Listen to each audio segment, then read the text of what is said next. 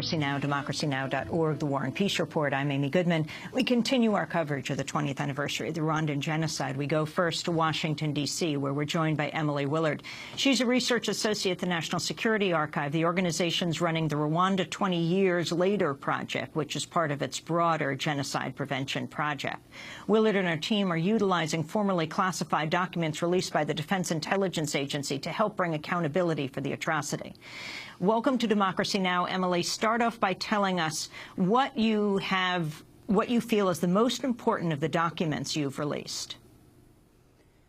I think one of the most important documents that we've released is over the years one of the key documents shows the U.S.'s and the international community's failure to intervene in Rwanda when the genocide was already occurring.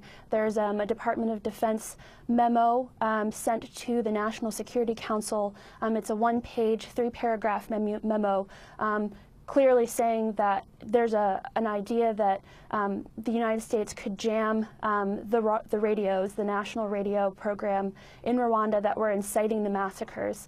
And this document clearly says that a decision was made that it would be ineffective and too expensive to jam the radios, and that it would be cheaper for the United States and more efficient to follow up after the violence had ended with aid support. So this clearly shows U.S. apprehension in getting militarily involved and going for the after the fact relief. However, the key point here for people who aren't familiar with this is the role of the radio in the genocide. The incitement to kill Tutsis, calling them most famously cockroaches. Yes. Yes.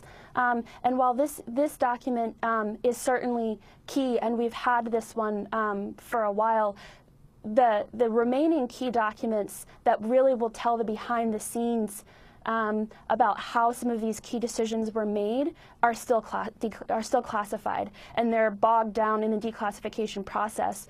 So unfortunately, some of the very key documents that we really need as an international community to understand how these key decisions were made are still not available to the public. And we're in the process of working with the government to get them declassified, but unfortunately, those key behind-the-scenes conversations are not available to the public. I want to go to some of the clips of U.S. officials. The United States government carefully avoided using the word genocide to describe what was happening in Rwanda. This is a clip from the PBS Frontline documentary Ghosts of Rwanda. It begins with a State Department briefing, April 28, 1994. Comment on that, or a view as to whether or not what is happening could be genocide? Well, as I think you know, the use of the term genocide has a very precise legal meaning, although it's not strictly a legal determination. There are other factors in there as well.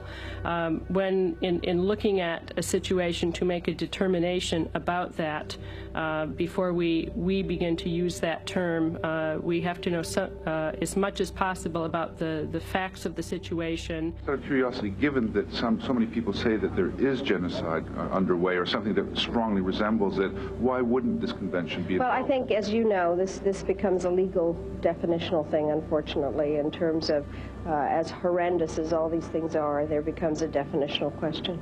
Madeleine Albright, then Secretary of State, speaking in '94. 7 weeks into the genocide, then President Bill Clinton restated U.S. policy on intervening in foreign conflicts. The end of the superpower standoff lifted the lid from a cauldron of long simmering hatreds. Now the entire global terrain is bloody with such conflicts, from Rwanda to Georgia. Whether we get involved in any of the world's ethnic conflicts, in the end must depend on the cumulative weight of the American interests at stake. That was President Clinton. During a press conference in June '94, Reuters correspondent Alan Elsner questioned State Department spokesperson Christine Shelley and how she would describe the events taking place in Rwanda. We have every reason to believe that acts of genocide have occurred. How many acts of genocide does it take to make genocide? Alan, that's just not a question that I'm in a position to answer. It's true that you have specific guidance not to use the word genocide in isolation, but always to preface it with this word acts of. I have guidance which I try to use as best as I can. I'm not. I have. There are formulations that we are using that we are trying to be consistent in our use of. That was the State Department spokesperson, Christine Shelley, being questioned by the Reuters correspondent, Alan Elsner. Scott Strauss is also with us now, in addition to Emily Willard. Scott Strauss is professor of political science and international studies at UW-Madison. He's written several books on Rwanda, including The Order of Genocide, Race, Power, and War in Rwanda. Professor Strauss, the significance of the U.S. response at the time, not willing to call what was happening a genocide? Well, the U.S. was one of the key actors at the time, and the policy was clearly not to get involved in Rwanda. But the U.S. and as the leading actor on the international stage at that time, the U.S.'s actions were critical. But the U.S. wasn't acting alone. I mean, Britain and Belgium at that time, and within the bureaucracy of the United Nations, there was a real reluctance to get involved. And France as well, of course, leading to the fight that's happening today with the delegation, the high-level delegation pulling out of the genocide commemorations because of Kagame saying that the French were responsible. Yeah, the French have a much more controversial history with Rwanda, both before the genocide and even during the genocide. France was the leading ally of the regime in Rwanda, the regime that ultimately orchestrated the genocide. So the controversy is really how much did they know, when did they know, were they, some people accuse them of being involved in the preparations for genocide. I think that goes too far. But nonetheless, they were the main ally of the regime that orchestrated genocide. And so that's one of the reasons why their role has been so controversial in this particular history. In 2001, Samantha Power, now the U.S. ambassador to the United Nations, wrote an article in the Atlantic magazine called Bystanders to Genocide. In it, she wrote, quote, "The United States did much more than fail to send troops. It led a successful effort to remove most of the UN peacekeepers who were already in Rwanda. It aggressively worked to block the subsequent authorization of UN reinforcements. The United States, in fact, did virtually nothing to try to limit what occurred. In order not to appreciate that genocide or something close to it was underway, U.S. officials had to ignore public reports and internal intelligence and debate," she wrote.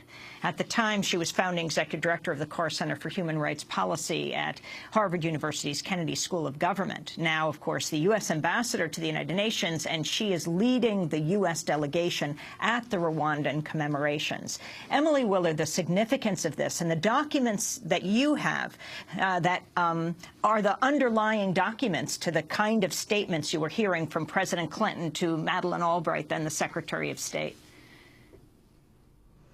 Yes, the debate around whether or not the genocide had actually occurred was very clear. Right after the plane was shot down and the violence started, there was a debate going on with the Department of State, and at the end of, it wasn't until the end of April that it was declared publicly that acts of genocide had occurred, and then not until the beginning of May that the Secretary of State came out and said that a genocide had occurred.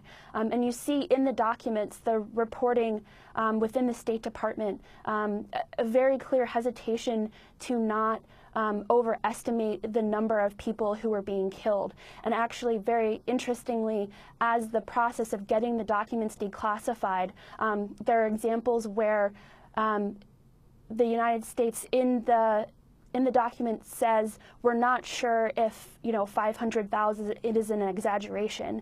And in the first release of the document, that sentence was redacted, because even after the genocide happened, there's still a hesitation to be clear and open about what the intelligence was and how that analysis of the intelligence was handled.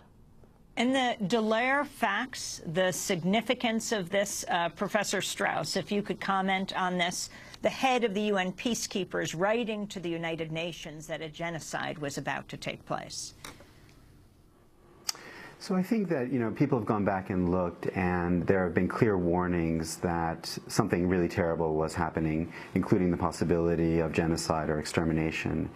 And the significance of the January memo that Dallaire wrote was a clear warning to United Nations headquarters in New York that there were efforts to train militia, that there were stockpiling of weapons, there was a clear warning that there was going to be significant violence against Tutsi civilians, even possibility of extermination. And Dallaire was essentially requesting some type of authorization to be aggressive in uncovering those stockpiles of weapons and so forth. And the UN headquarters was essentially risk-averse, said, don't do it, don't get involved. And so this was a real early warning, a chance that something could have happened before the genocide started in April, and the decision was not to do something. So I think the significance is a refusal to act on early warning and really ignoring the possibility that something really awful could happen in Rwanda. And Emily Willard, how unusual it is that you cannot get these documents declassified from 20 years ago. That's definitely a concern because, especially with presidential records, 12 years after the president leaves office, there should be an increased access to the information. And this 20 years expired last January. So it is very concerning that we're still having a hard time getting, especially the behind the scenes. You're talking about President Clinton. Yes, the presidential records from the National Security Council where a lot of these decisions were likely made. So it is concerning because, 20 years after the fact, especially that the documents and the information is about We're going to have to leave genocide. it there. Emily Willard, thanks so much for being with us, and Professor Scott Strauss of University of Wisconsin. I'm Amy